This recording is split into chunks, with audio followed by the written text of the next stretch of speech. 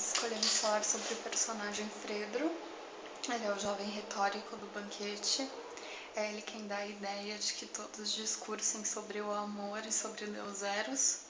Lembrando que esse Eros a quem ele se refere é o Eros primordial, o filho de Gaia e Urano, e não aquele que é retratado como Cupido, filho de Afrodite.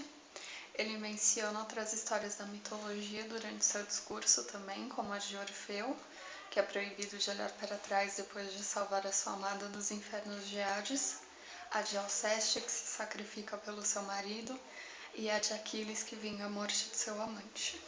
Para ele é muito importante o fato de que você ame tanto alguém ao ponto de ser capaz de sacrificar sua própria vida pela daquela pessoa.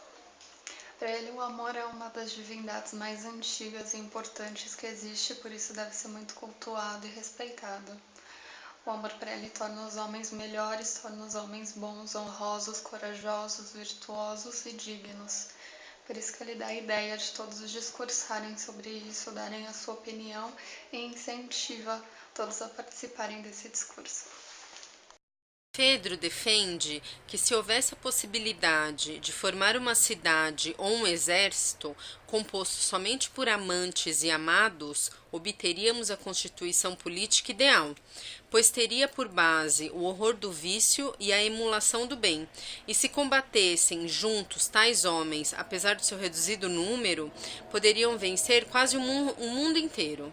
E recorre a exemplos de figuras como Alceste, Aquiles e Orfeu para demonstrar o apreço que os deuses sentem pelos atos cometidos em prol de ser amado, e termina afirmando que o amante está mais próximo dos deuses do que o amado, uma vez que se encontra possesso de um deus.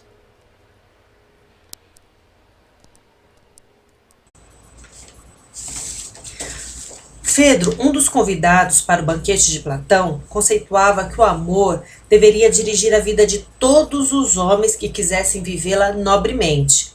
O amor é responsável por algo que nem a riqueza, nem as honras, nem a estirpe pode incutir tão bem: a vergonha do que é feio e o apreço ao que é belo.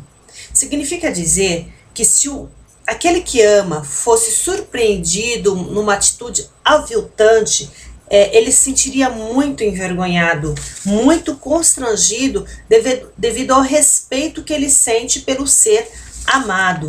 Então ele disse: todo homem que ama, se fosse descoberto a fazer um ato vergonhoso ou a sofrê-lo de outrem sem se defender por covardia, visto pelo pai, não se envergonharia tanto nem pelos amigos, nem por ninguém mais, como se fosse visto pelo bem-amado.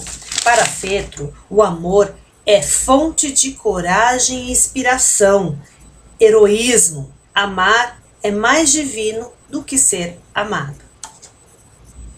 Fedro, com efeito, frequentemente me diz irritado.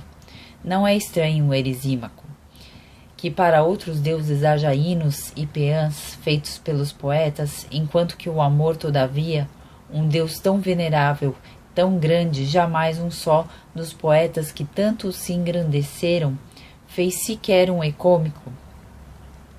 Se queres, observa também os bons sofistas, a Hércules e outros eles compõem louvores em prosa, com um excelente pródigo, e isso é menos de admirar, que eu jamais me deparei com o livro de um sábio em que o sal recebe um admirável elogio por sua utilidade, e outras coisas desse tipo em grande número poderiam ser elogiadas. Assim, portanto, enquanto em tais ninharias depende em tanto esforço ao amor, nenhum homem até hoje teve a coragem de celebrá-lo condignamente.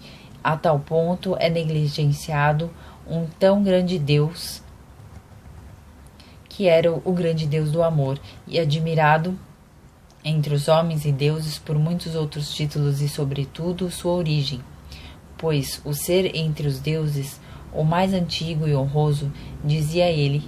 A prova disso é que genitores do amor não há, e Exíduo afirma que primeiro nasceu o caos, e só depois, terra de largos seios de todos o assento, sempre certo, e o amor.